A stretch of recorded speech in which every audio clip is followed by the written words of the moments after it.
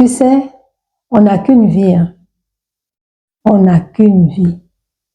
Et donc, la mission que nous avons, nous, en tant qu'âmes incarnées sur Terre, c'est d'avoir des expériences, de faire des expériences pour notre maturité spirituelle. Et donc, le jugement des autres durant notre vie, notre existence, je dirais, terrestre, peut être quelque chose de très handicapant pour évoluer et pour avancer ou grandir dans notre expérience terrestre, dans ce monde, ici, dans notre réalité. Ça peut être très handicapant et très stressant aussi. Ça fait que des personnes se retrouvent des fois à l'âge où elles devraient normalement être en paix et jouir d'un repos mérité, comme la retraite. Elles se retrouvent aux alentours de 60 ans à regretter de ne pas avoir vécu ce qu'elles auraient voulu vivre, tout simplement parce qu'elles se sont souciées du jugement des autres. Tu sais, le jugement des autres est une prison. Elle est une prison parce que pour se conformer au moule de la société, au moule social dans lequel on a été glissé, pour ne pas se sentir rejeté, pour ne pas se retrouver seul, solitaire, eh bien, on tient compte du jugement des autres. Et beaucoup de personnes vivent en fonction du paraître. Oui, du paraître parce que elles viennent d'un milieu particulier où il y a des codes, des règles. Il faut montrer des fois qu'on on est aisé, on n'a pas de problème, on est à l'aise financièrement par ce que j'appelle des signes extérieurs de richesse. Oui, des signes extérieurs de richesse. Et quand c'est comme ça, c'est vraiment la chaîne, la corde au cou, parce qu'il faut pouvoir maintenir le train de vie qu'on affiche, il faut pouvoir maintenir. Et je peux dire qu'il y a des personnes, elles ont la capacité de le faire parce qu'elles en ont les moyens. Moi, je connais des personnes qui ne portent jamais 2 fois la même tenue. Elles l'ont portée une fois, on les a vues avec, elles ne vont jamais remettre la même tenue. Une deuxième fois ou une troisième fois, parce que le milieu dans lequel elles évoluent, c'est ce milieu-là qu'elles fréquentent uniquement et donc tout le monde connaît leur garde-robe. Tout le monde, enfin dans ce milieu-là, on connaît leur garde-robe. Et il suffit que tu portes 2 fois la même tenue pour que certaines langues commencent à faire ce qu'on appelle le Congo, ça. Hein? Les blabla, les pia-pia, là. Les oiseaux qui parlent, là. Il suffit de ça seulement pour qu'il y ait ce qu'on appelle les commères du quartier ou du village ou quoi. Les commères, en tout cas, celles qui sont à l'affût, qui ne parlent que des autres, qui ne parlent que des gens, qui n'ont comme sujet de conversation que les gens. Il y a ces personnes-là qui se mettent à répandre des bruits, à répandre des rumeurs pour effectivement alimenter les cancans, avoir un sujet de conversation. Et quel est le meilleur sujet de conversation parmi les commères? C'est de critiquer l'autre, de relever tous les points négatifs chez l'autre, d'appuyer là-dessus. Eh bien, sache que tu peux t'en libérer. Tu peux te débarrasser de cette crainte-là, de cette peur. Comment tu peux arriver? Il est vrai que des fois, à cause du jugement des autres, on peut être amené à changer radicalement les choses dans sa vie. Mais tu n'es pas obligé de changer radicalement. Tu peux rester qui tu es. Il faut chercher avant tout qui tu es. Est-ce que tu es en fonction des autres ou est-ce que tu es en fonction de toi-même, de ta propre vie, de ce que tu recherches, de ce que tu veux vivre? Est-ce que tu es? Est-ce que tu es?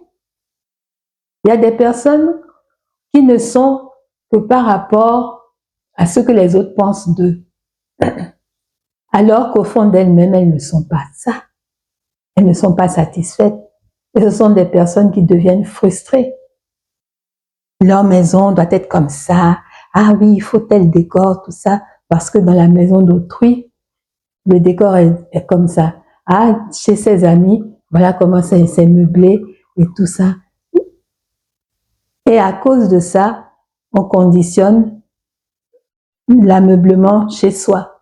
On conditionne le type de maison qu'on veut avoir parce qu'il faut montrer aux autres que soi-même, on rentre dans le moule effectivement. Mais alors, mais bon sang, arrêtons de vivre par rapport au jugement des autres. Vivons en fonction de ce que nous voulons vivre nous-mêmes. Et moi, c'est ce que j'ai décidé. Un matin, je me suis fait cette réflexion-là. Je me suis dit, mais je vis pour qui? Quand j'ai des soucis chez moi, est-ce que ces personnes-là, elles sont présentes? Est-ce qu'elles se soucient de savoir comment je fais pour vivre, comment je m'en sors? Mais on n'a pas tous les moyens de satisfaire aux exigences des autres. Je suis venue ici pour vivre mon expérience en fonction de mon objectif, en fonction des désirs de mon âme. Je ne suis pas venue pour vivre ma vie en fonction des désirs des autres. Parce que je suis née, je suis sortie du ventre de ma maman. J'étais toute seule. Ces personnes-là, elles étaient où? Et quand je partirai de ce monde, je partirai aussi toute seule.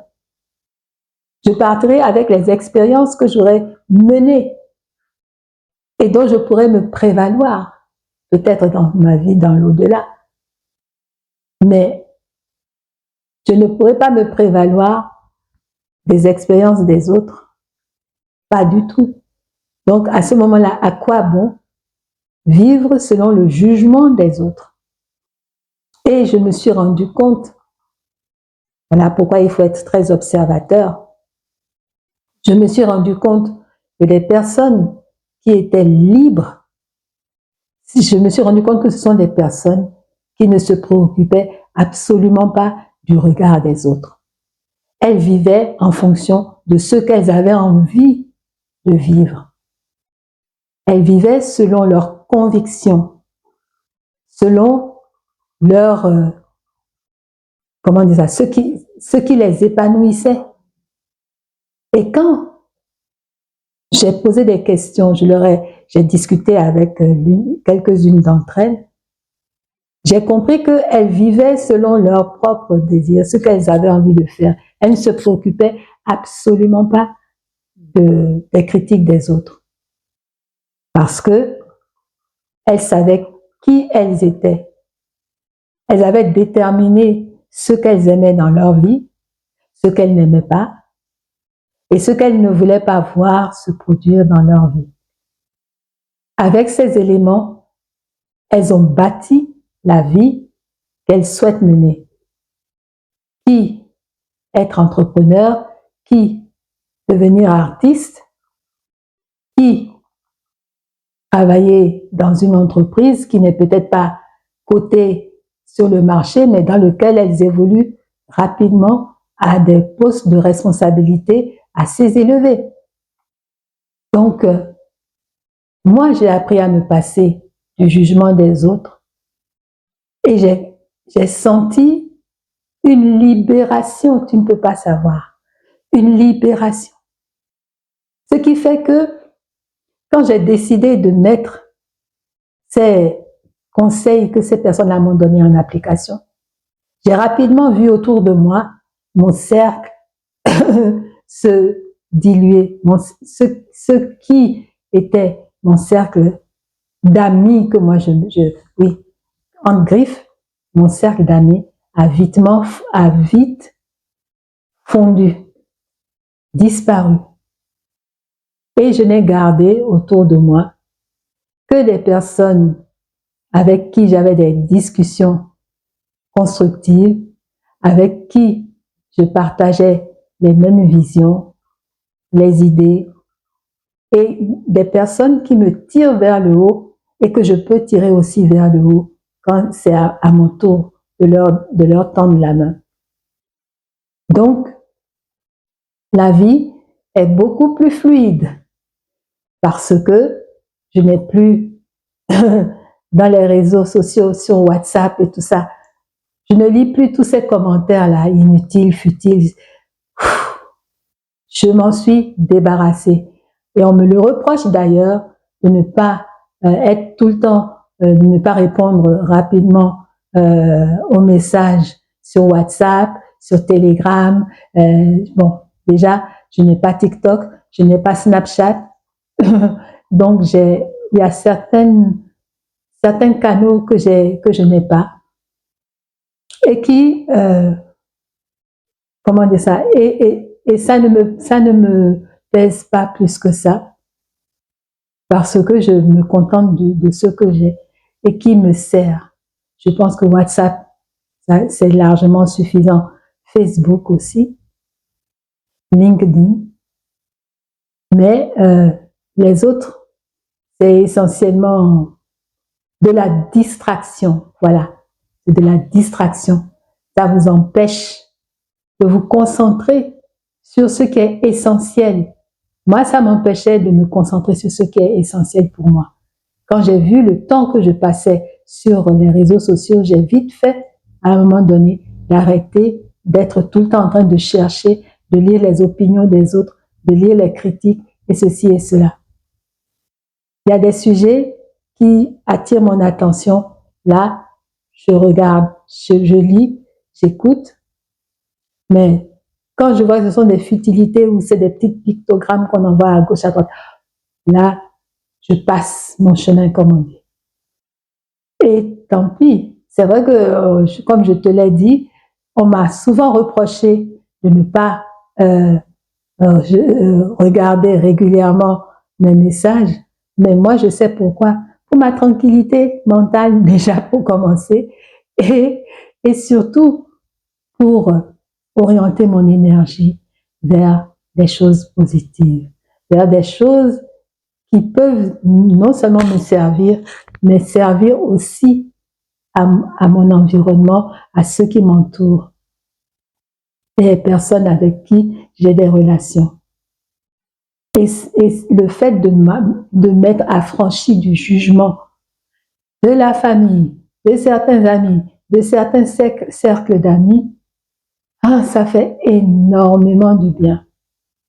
Énormément de bien. Donc, je t'encourage, toi aussi, à faire ce travail-là pour te passer du jugement des autres.